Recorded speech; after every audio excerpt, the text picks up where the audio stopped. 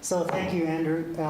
There is another Canadian connection this morning when I woke up and sort of turned the news on, and I always appreciate watching the news in a different country because you get a different slant on what's happening around the world. But lo and behold, the Canadians are playing the Aussies this morning, and I'm thinking, wouldn't it be something to see the Canadians beat the Australians this morning, even though they're, not in the same league. But as it turned out, I'm told it was 3-0 for your folks, so that didn't work out for me.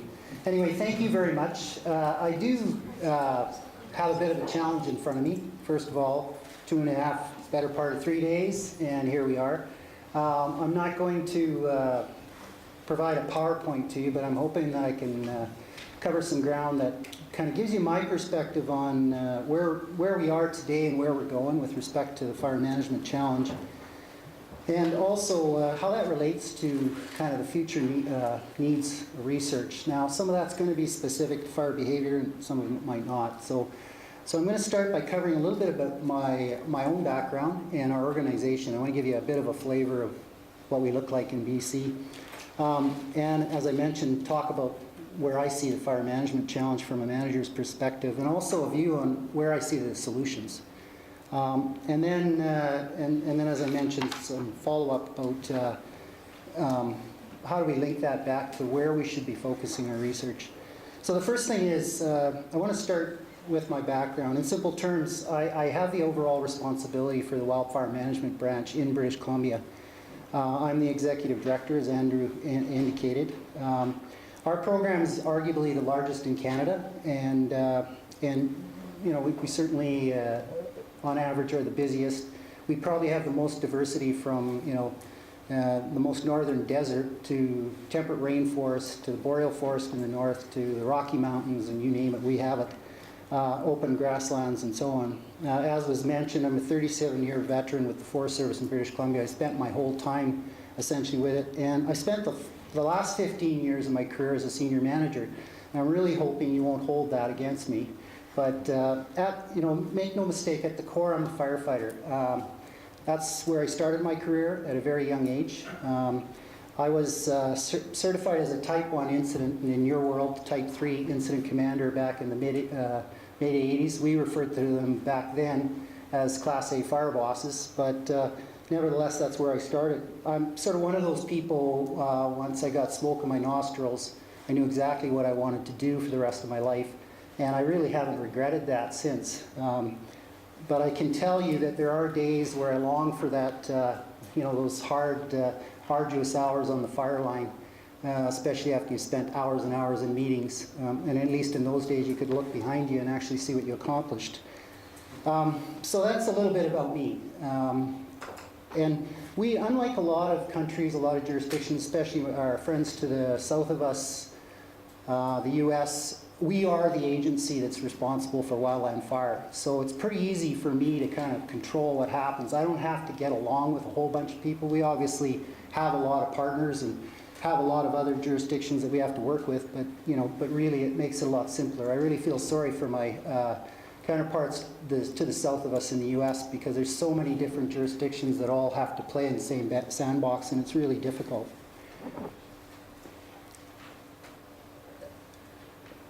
So we're the lead agency, and we're responsible for an area of roughly 84 million hectares. A big part of BC's economy is the timber industry, and some of you probably know that. And obviously, wildfire has a significant risk to that industry, so that's a big focus of ours. On average, we have 2,500 fires a year, and about 50% of them are caused by humans. The other 50% are caused by lightning. We spend about $150 million a year in direct fire, and I've seen costs in my realm up to $400 million in a single year. And my core budget outside of the direct fire is about $56 million. So it gives you some scope and scale of where we're at. Have roughly 1,400 staff, of which approximately 1,150 are seasonal, and they cover the full spectrum, but the lion's share of that are firefighters, core firefighters in the program. And we use a multitude of contractors as need be, both in logistic and fire line roles. we don't share the same reliance as you folks on volunteers. Although we do use a lot of volunteers, especially when it comes to the evacuation process.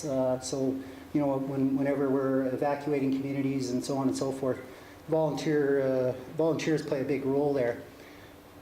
We rely heavily on a quick initial attack philosophy. Our motto has always been hit hard and hit fast. We have historically been very effective at this. Our toolkit includes a large centrally based air tanker fleet, heavy use of helicopters, and a multitude of ground equipment and manpower resources, including rappel and parattack, or, you know, as some of you are more familiar with, smoke jumping capabilities. And we have a performance measure of 92% of all fires contained at less than 4 hectares, and on an annual basis we usually achieve closer to about 94. Everything we do in our business revolves around being effective on the initial attack. And so that's the baseline priority for all of our strategies. Anyway, sort of enough about that. I wanted to show you this brief clip that was put together for me by somebody that's got way more technical talent than I have. I think it helps kind of give you a little more perspective on who we are and what we look like. And it is a bit cheesy, so I'll apologize at first, but I am hoping after a long day of PowerPoints and whatnot, you might find this interesting. Breaking news coverage of this developing story in the Okanagan right now. Flames are racing through homes in West Kelowna. The worst forest fire season in BC in recent history. Crews say it's just a matter of time until the next one starts, so they're getting ready. Crews are attacking these fires with everything they have. As we mentioned earlier, the mountain fire just north of Big Meadows, what is also a season. And they're attacking on the left. That's my wire. Roger, good luck.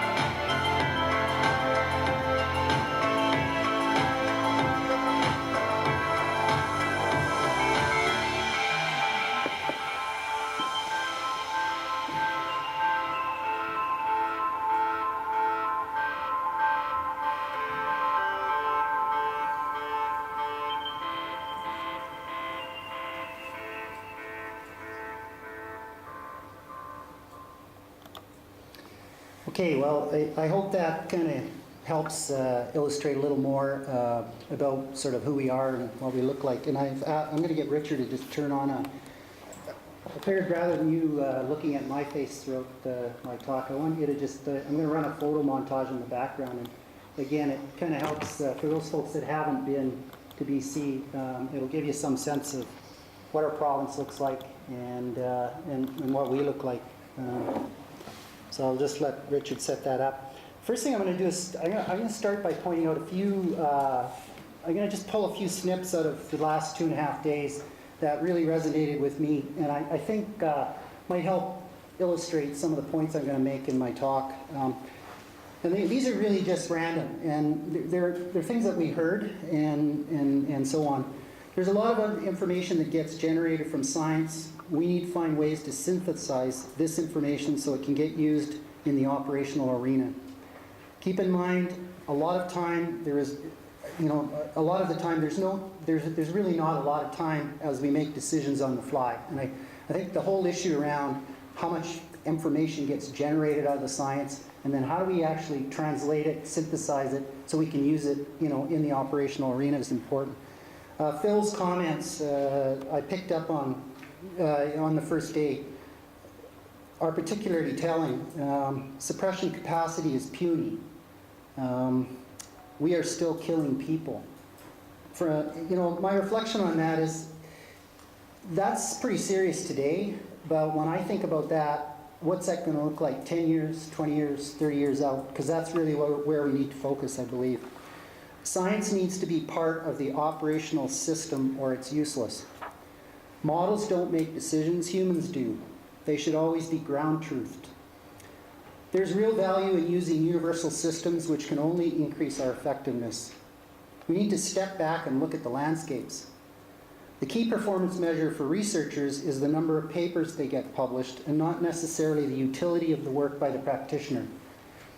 These are just sort of a few nuggets that I pulled out of the conversations. Now, they're not verbatim, I took a little editorial comfort in it, but nevertheless, they were comments, and there's many more, but those were some that really struck with me.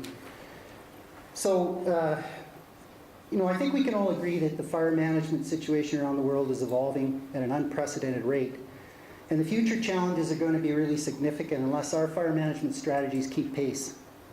At home, every time we think we've seen the worst case scenario, we are presented with yet another new threshold or benchmark event. It doesn't matter what trend we look at, they're all heading one way, and that is up. And from my perspective, that's not good. What we used to consider as a busy fire season is now the new normal. In 2010, I'll just give you an example that helps illustrate that from my world. In 2010, during the peak of our season, I remember taking a look at our electronic dispatch system, which essentially presents all the information real time, tells you where everything is, shows you where the aircraft are, fires, whatever. You can access just about anything. There were over 25 air tanker requests on the board, and all of our 6 fire regions had requests waiting for initial attack. So in other words, they were in the queue. They weren't being responded to. We were backed up. And for me, what's important for me when I look at a picture like that is it tells me we're spread really thin. We've had the opportunity to have really busy fire seasons, but usually we're doing it in a smaller box. Now, more and more often, we're north to south and we're spread out really thin, which is problematic because we don't have the resources. And usually when we're busy, our neighbors are as well. There were 2 simultaneous requests on the same fire 50 kilometers apart from each other. This is the same screen I'm looking at. That same year, we flew a record 14.6 million liters of retardant, and our fixed-wing air tanker, within our fixed-wing air tanker fleet. In addition, we had 195 helicopters working on fires in a single day, provincially. Now, had this picture occurred 10 to 15 years ago, it would have been considered off the scale. And I guess what I wonder about is this our new reality? And are the experts right, or is it going to get worse? So regardless of where you stand with respect to climate change, it's essential for us to take it seriously and plan for the worst case scenario. It isn't about the current situation. It's about where we have to position ourselves 10, 20, 30 years out. Based on what we think we know, and if it turns out not that bad, great. We need to act now as opposed to waiting to see what happens and then finding out we're too late. I know there remains some debate around the exact cause of the climate change phenomena, but for me this debate is not that important. What is important is the fact we know for certain things are very different from what we have experienced in the past. And our historical approaches just aren't good enough. This tells me we need to make fundamental change in our management strategies, tactics, and some of our research focus. Let me give you one small example of how our world has changed in BC. We have this little critter called the mountain pine beetle, and in the last 10 years it's killed roughly 18 million hectares of mature forest in the province. Basically, it's an insect that loves to attack pine trees by crawling in under the bark, laying its eggs, and cutting off the vascular system for the tree.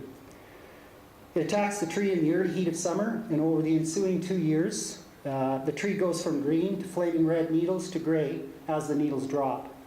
As you can imagine, a mature pine tree with its entire foliage intact, but dead, loves to burn. In each phase, green attack, red, and then gray presents different and interesting challenges to firefighters.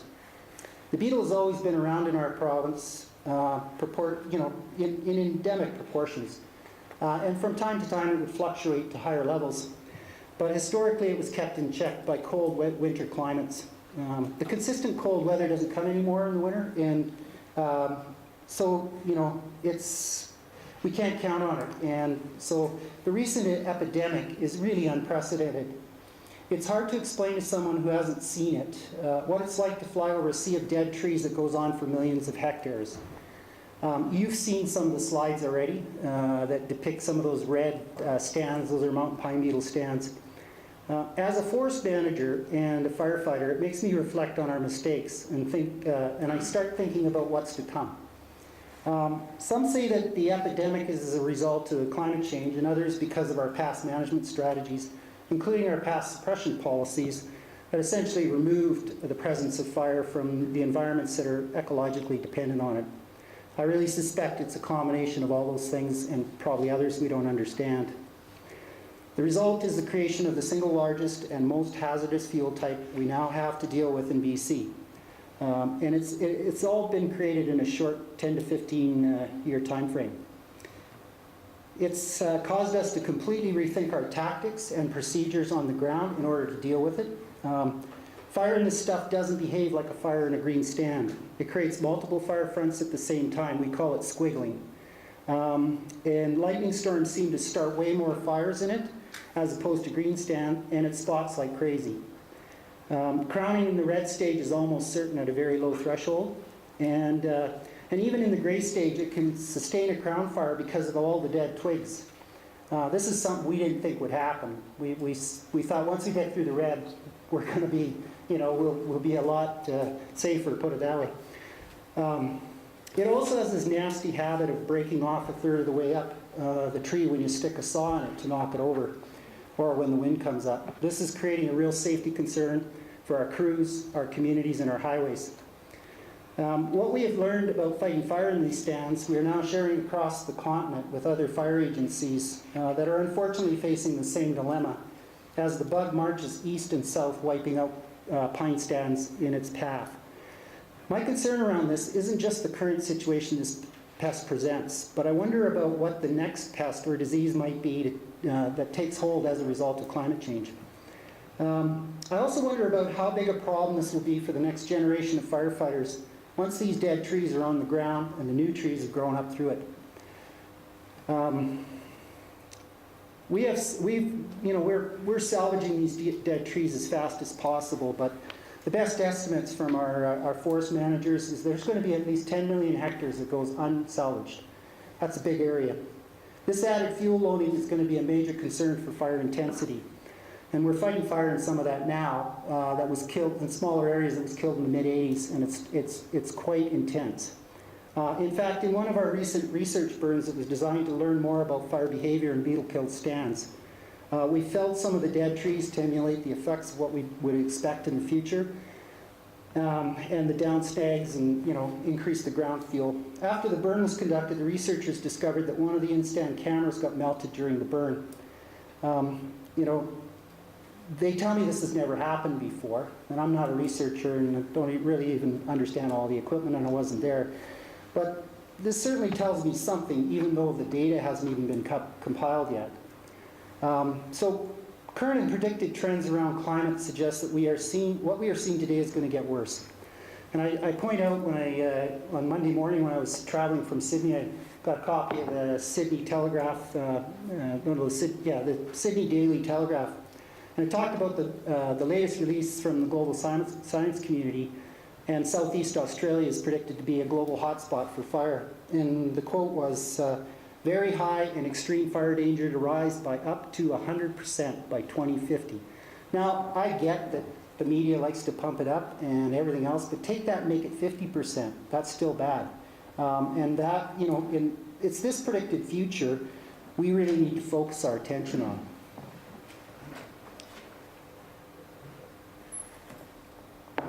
Landscapes and the associated field buildup in them, coupled with increasing fire incidents, fire behavior, and the ever-increasing assets that need protection are causing escalated impacts at unprecedented levels around the globe. The phenomena of the mega fire, once considered unique, is now happening more frequently than ever. And fire suppression agencies are routinely overwhelmed. I see this as a pretty ominous sign of what might become the norm.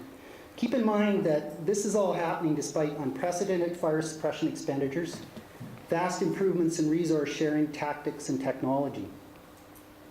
Historical operational approaches focused mainly on better suppression will not meet the current and forecasted demands. Researchers and practitioners need to look beyond response and consider all the factors that influence fires. If we hope to have success, we must become better fire managers, not just good firefighters. And we've heard a lot about that over the last 2.5 days, looking at the broader issues. And I'm really quite impressed by the extent of the research and science that you folks are applying to the problem. It's something that I think Mike and I need to talk about as far as how we tap in even more to what's going on. Of course, this isn't a new thought, especially to this audience. However, what is new is the need to make society understand the extent they are at risk, and explain the events such as, to explain to them that events such as Black Saturday are going to become more commonplace if the future predictions are correct. We need governments and the public to understand that the best we can do during a mega fire scenario is stand back and watch, and get everyone the hell out of the way. And of course, wait until it lies down and then gang tackle the thing. And we've all been there in those circumstances. Really, no other course of action is feasible at that point. Wildland fire must take on a greater sense of urgency in society, not just when there's smoke in the air or after a crisis season. As fire managers, we have always been very careful as to how loud we bang the drum. Given the unpredictability in our business, I call it the never cry wolf syndrome. My view is that this needs to change dramatically, and certainly that's my approach back home. We need to bang the drum loud, even if our political masters don't like the message because of the expectations it might create. We need to be very explicit in our language around what to expect unless fundamental changes are made. We can't afford to mince our words or soften the message. We have an obligation to make sure society understands what we know. Communities will burn, human life will be lost, and economies will be severely impacted at an ever-increasing pace if we don't change. Of course, all of this is predicated on some level of faith in the experts' predictions. I firmly believe we can no longer afford to treat wildland fire as just another issue or concern on the landscape. Wildland fire must be considered the game changer. No other factor has such potential to destroy human life, communities, land management plans, or the natural resources literally in one season. The need to address the fire management concern has to trump other factors in the decision-making process unless they all also represent a similar threat to human life and property. In my part of the world, we failed miserably as land managers to give wildland fire the priority it deserves, and we continue to understate its importance even today. And that's despite the predictions that we're being fed. And there's lots of warnings out there of what's coming, and it always amazes me that we're still not making the changes we need to make. It's time we stop disconnecting fire from our management decisions. Let me give you some homegrown examples of what I mean. There's the common one that we all, I think, share, and that's what is commonly referred as the Smokey the Bear syndrome. We know that all fire was bad, so if we put it out, and that's got to be a good thing. And of course now we're living with the legacy of that policy over the long term, and we're all making adjustments to try and deal with it. In my province, because of the 18 million hectares of dead pine, it's put a big hole in the midterm timber supply for our timber industry. And of course, the silviculturists want to do what they do best, and that is, to pump those little trees in the ground, pour a lot of fertilizer on them, and grow them as fast as they can to try and fill the gap. The problem with that is they're doing it without any consideration of the landscape level, burn probability, and the risk. And my message to them is, look, we need to understand what the fire problem is on those landscapes before you pump millions of dollars into the ground, because those little trees may never see the light of day, or they won't see a sawmill, that's for certain, if the predictions are correct. Another good example is the last land use plan that was put forward had to do with the survival of species, mountain caribou, which is considered a red listed species in my province. Two well-intentioned biologists, actually personal friends of mine, realized late in the game, 2 weeks before they're going to cabinet for approval, that they hadn't talked to the fire guys about their plan. When they put the maps on the table, the areas that they had circled as specifically critical to the survival of the species. We're not talking about enhanced habitat here. We're talking these pieces of landscape don't survive, the species doesn't survive. The same areas we didn't fight fire in because they're inaccessible, high elevation, and the probability of success, even now that we are fighting fire in them, trying to make sure the species survives. So those are just, and I think that kind of gives you a bit of my point. Fortunately, I believe there are solutions to this new reality. Increasing our suppression capacity and performance is an important part of the equation, but it's not the entire solution, and we've heard some of that this week for sure. How we develop and manage the key attributes and critical values on the land base, such as communities, natural resources, is equally, if not more important. Decision makers of all stripes need to understand that this entails a fundamental shift and philosophical shift to create more fire-resilient communities and landscapes so they are able to withstand more fire and not less. The new reality of more fire is something I don't think we have a choice in. Again, I'm only going on what experts tell me is coming. Conducting all our land-based activities with the upfront consideration of a wildfire objective will be essential. It also requires the recognition that the fire guy can't own the problem. All levels of community, industry, and government must accept their share of the responsibility and be held accountable to do their part. The fire guy has a role to play, including getting even better at suppression, because no matter how successful we are, we're going to need an effective suppression organization. And all I can say is thank God for that, because a lot of us, that's why we signed up. And it sort of still gets our motor going in the morning. So in my opinion, there are 4 key elements to success, and all of them are equal in importance if we're going to face the future. First, as already mentioned, is the need for improved suppression tactics, tools, process, and technology. Ensure our suppression capacity is keeping pace with the increasing workload demand, and find ways to share even more than we do today. Go back to the puny description that Phil used around our capacity here. We do a lot of talking about sharing across borders, and I would say we do it pretty well within our own borders. But politics and bureaucracies often slow the process, creating impediments and often impediments and often for no real good reason. We know it works even across cultural borders and long distances. In 2009, we were really in the glue, and our close neighbors weren't much help because they were as well. We made the decision to bring some Aussie and Kiwi incident management teams over to help out. We had previously sent folks over to the state of Victoria to help out, so we already had developed a relationship. I later had a discussion with Ewan Waller from DSC about how his folks found working in BC. And Ewan said they had no trouble fitting right in. The biggest adjustment he said his folks had to make was the dry fire camp policy we have in BC. And in reality, I have a sneaky hunch they found a way around that, and probably with some help from my folks. So the second element is fire fuel management at the private or homeowner level. The landowner has to be responsible for this, supported by the appropriate legislation and financial incentives. Building in fire-prone environments must have mandatory conditions attached to ensure reduced liability and risk in the future. These extra conditions should be a base requirement of the land development and building process, and local and state and federal governments, along with the insurance companies, need to place a greater emphasis on this.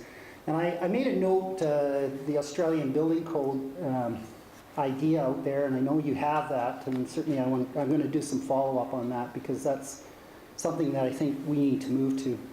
The third element is fire and fuel management at the community level. Though, I like to refer to it as the donut, but the Louis for all of us in the room. Communities need to own this piece with support from government and the fire management experts. If the local community doesn't own this, it won't work, and that's my opinion. Too often, government is seen as responsible, and of course that makes it easy to point blame when the work isn't done. Unless the community is in the driver's seat, bylaws and infrastructure development will continue to be disconnected from what's needed. Community wildfire protection plans should be living documents that are integrated into everything that community does. Planning and decision making with the interface zones must support and enhance the protection of that community. Unless communities embrace this responsibility as a high priority, it simply won't happen. And finally, fire and fuel management at the landscape level. This is probably the area where we have to make the biggest change, but we also have the most to gain. Local, state, and federal governments need to take responsibility for this. We need to make sure there's an ongoing active management designed to create fire-resilient landscapes through a mosaic of managed fuel types and the creation of man-made and/or natural fire breaks in order to help mitigate the mega fire, or at least provide the fire guy a place to make a stand. We need to connect the disconnects. This has to be a foundational building block for all land-based planning, approvals, and activities. I don't care if it's the placement of a road, pipeline, subdivision, or timber harvest pattern on that landscape. It has to be directed in consideration of the fire objective to evolve that landscape to a more fire-resilient state. This management philosophy needs to be enshrined in how we do business from here forward, and not a one-shot deal. Every activity needs to be viewed through the lens to ensure wherever possible, it improves the condition on the landscape, and at the very least, doesn't make the situation worse. There's lots of examples where our activities are actually making a bad problem much worse, and we're not even recognizing that it's happening. This has become my mantra at home with my land managers, and some of them start to get really uncomfortable because they see it as too large a problem to tackle. I maintain we need to start now and pick away at it. There's no silver bullet. And besides, what's the real alternative in the end? Research and science has to pick up the pace. Increasing demands for accurate and real-time prediction tools in an ever-increasing unpredictable climate must be the priority.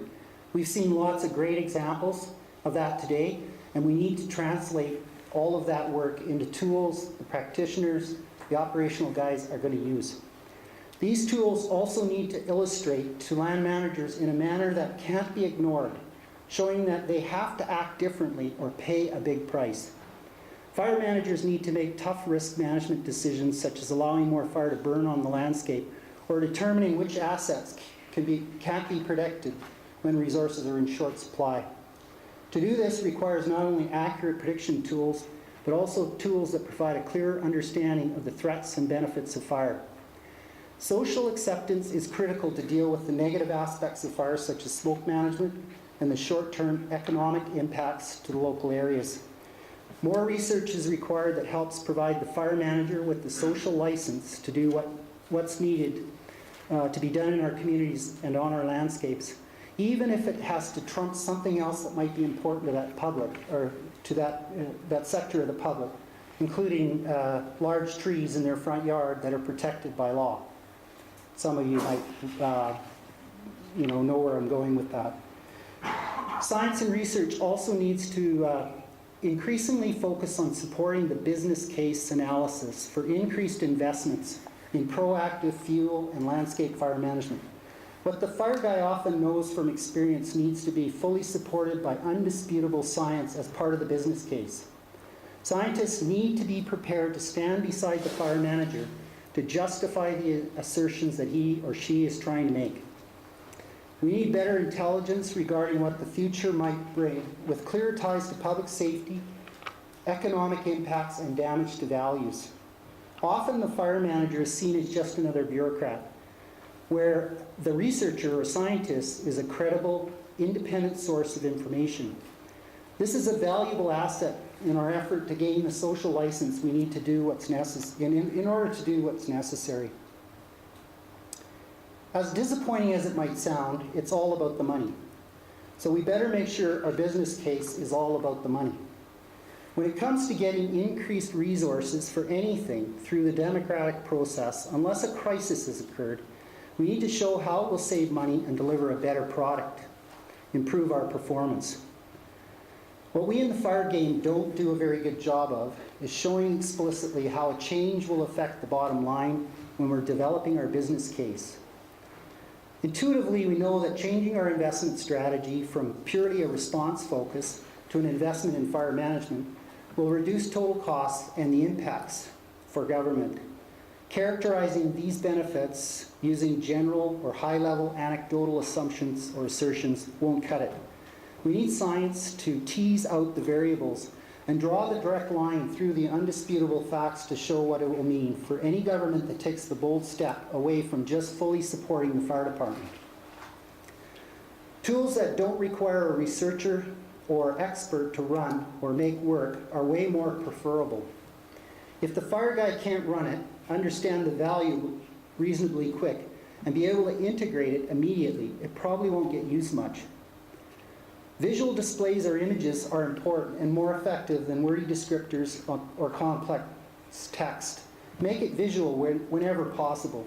These visual tools also make it easier when it comes time to communicate and translate what's going on to the layperson. Validate the results and circle back to the practitioner often. Are they still using the tool? Is it still accurate or doing what it's supposed to do? If not, why not? What would make it better? Be sure it's the user's view and not just the researcher's assumption. Simplicity is the key. Build the basic model today so that the operational folks have something they can use right away, and then add on the latest bells and whistles as they become available. Waiting 10 years for all the data to be in isn't an option anymore. Think of future research needs as being fluid, with the requirement to have researchers and practitioners working side by side to avoid effort or a disconnect on what's really needed. Find ways to take advantage of operational experiences or observations collected in a manner that can be used in the statistical analysis, or as opposed to waiting to set up trials. Consider a much more collaborative model or concept that would engage small task teams in the development of the science tools, as opposed to a well-intentioned researcher goes off to build a tool and then spends the next couple of years marketing the tool to convince practitioners they should use it. The right mixture of operations planning and management staff on a team could act as champions to get that tool implemented to its best use in the shortest possible time frame.